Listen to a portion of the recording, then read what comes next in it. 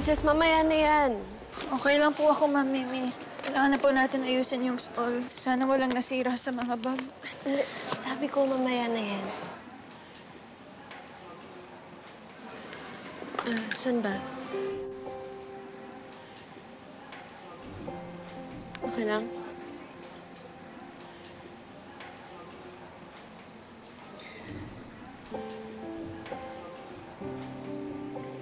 Okay lang naman kung masaktan ako eh. Itong mga pasang okay lang po yan. Ang mas iniisip ko po kasi ngayon si Ma'am Charlene. Paano niya po haharapin yung galit ni Libby? Siguradong si Ma'am Charlene po sisisihin ni Libby eh.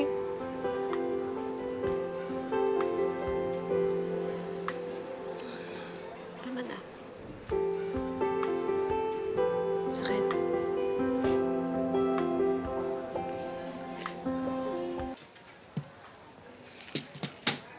Princess, Ponce, bakit ka nandito? May nangyari ba kay tatay?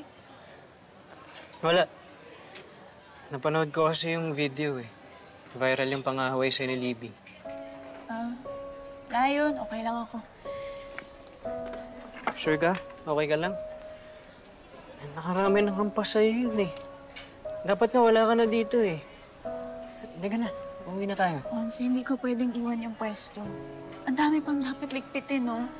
Tsaka si Ma'am Mimi wala na sa opisina. Nagpapaliwanag siya sa management ng mall tungkol sa nangyaring gulo dito. Hindi pa ako pwedeng umuwi. Sabi ka naman, Princess. Ponce, hayaan mo na lang ako. Basta mamaya, pag sinamahan mo si tatay, huwag mo na lang sabihin yung nangyari dito, ah. Ano pa nga bang magagawa ko? Tulungan na lang kita.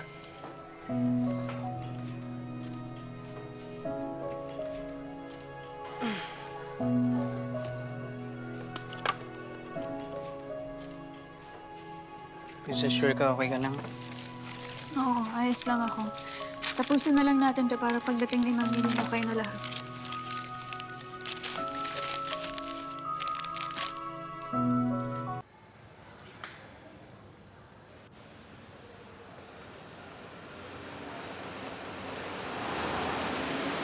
Princess! Ma'am Charlene?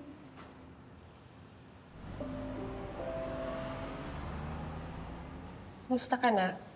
Ayos lang po ako. Ang mas inaalala ko po ngayon kayo ni Libby. Kamusta po? Nakapag-usap na po ba kayo? Ayun, galit pa rin siya sa akin.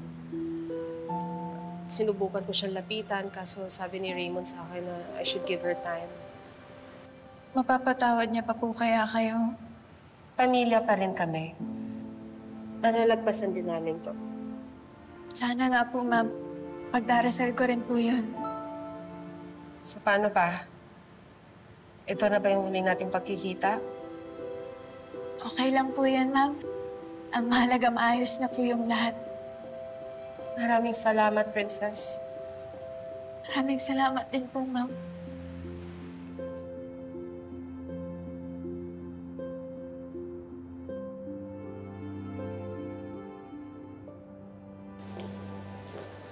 Mommy, Libby,